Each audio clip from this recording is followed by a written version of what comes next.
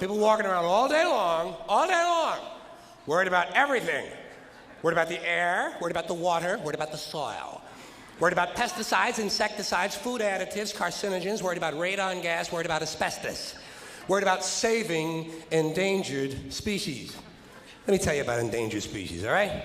Saving endangered species is just one more arrogant attempt by humans to control nature. It is arrogant meddling. It's what got us in trouble in the first place. Doesn't anybody understand that? Interfering with nature. Over 90%, way over 90% of all the species that have ever lived on this planet, are gone. Whoosh. They're extinct. We didn't kill them all. They just disappeared. That's what nature does. They disappear these days at the rate of 25 a day, regardless of our behavior, I mean. Irrespective of how we act on this planet, 25 species that were here today will be gone tomorrow. Let them go gracefully. Leave nature alone. Haven't we done enough? We're so self-important. So self-important. Everybody's going to save something now. Oh, save the trees, save the bees, save the whales, save those snails. And the greatest arrogance of all, save the planet. What? Are these people kidding me? Save the planet? We don't know how to take care of ourselves yet. We haven't learned how to help one another. We're going to save the planet? I am getting tired of that shit. I'm tired of Earth Day. I'm tired of these self-righteous environmentalists. I'm tired of these white, liberal, bourgeois, liberal, white people who think the only thing wrong with this planet is there aren't enough bicycle paths, trying to make the world safe and clean for their Volvos. And I'm really sick of these rock stars and movie stars going to work off their cocaine guilt by saving a forest somewhere. Besides, there's nothing, first of all, the environmentalists don't give a shit about the planet. They don't care about the planet. Not in the abstract, they don't. You know what they're interested in? A clean place to live. Their own habitat. They're worried that someday in the future they might be personally inconvenienced. Narrow, unenlightened self-interest doesn't impress me. Besides, there's nothing wrong with the planet. The planet is fine. The people are The people are compared to the people, the planet is doing great. The planet has been here for 4.5 billion years, all right? 4.5 billion. We've been here, what, 100,000? Maybe. 200,000? Maybe. And we've only been engaged in heavy industry for a little over 200 years. 200 years versus 4.5 billion. And we have the conceit to think that somehow we're a threat, that somehow we're going to put in jeopardy this beautiful little blue-green ball that's just floating around the sun.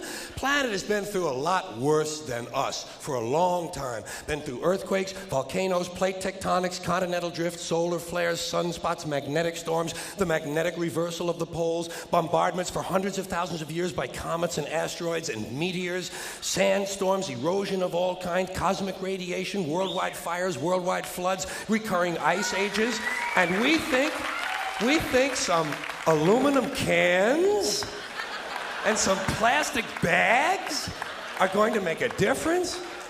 Planet isn't going anywhere. We are. We're going away.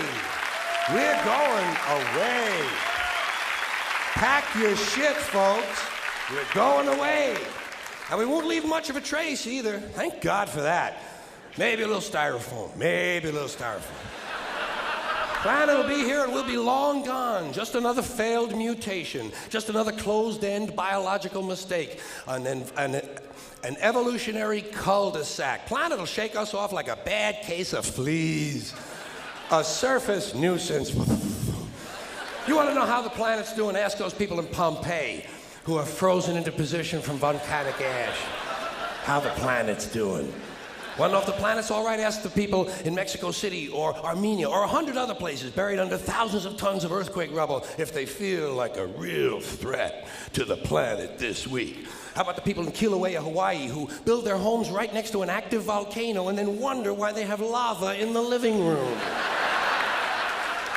Planet is going to be here a long, long, long time after we're gone, and it will heal itself, it will cleanse itself, because that's what it does. It's a self-correcting system. The air and the water will recover, the earth will be renewed, and say, if it's true that plastic doesn't degrade, well, the planet will simply incorporate plastic into a new paradigm, the Earth plus plastic.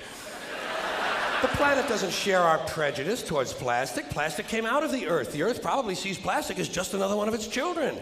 Could be the only reason the Earth allowed us to be spawned from it in the first place. It wanted plastic for itself. Didn't know how to make it. Needed us. Could be the answer to our age-old philosophical question, why are we here? Plastic. Assholes.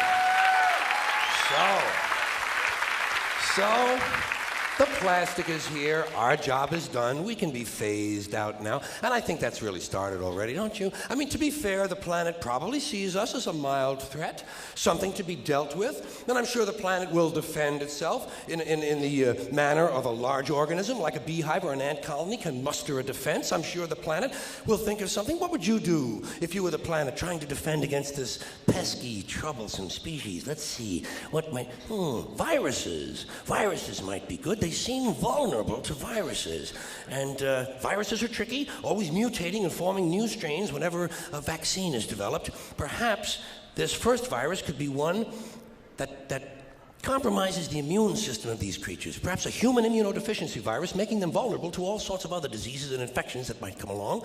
And maybe it could be spread sexually, making them a little reluctant to engage in the act of reproduction. Well, that's a poetic note. And it's a start. And I can dream, can't I? I don't worry about the little things. Bees, trees, whales, snails. I think we're part of a greater wisdom than we will ever understand. A higher order. Call it what you want. You know what I call it? The big electron. The big electron. Whoa. Whoa. Whoa. It doesn't punish. It doesn't reward. It doesn't even judge. It just is. And so are we, for a little while. Thanks for being here with me for a little while tonight. Thank you. Thank you. Appreciate it. Thanks very much.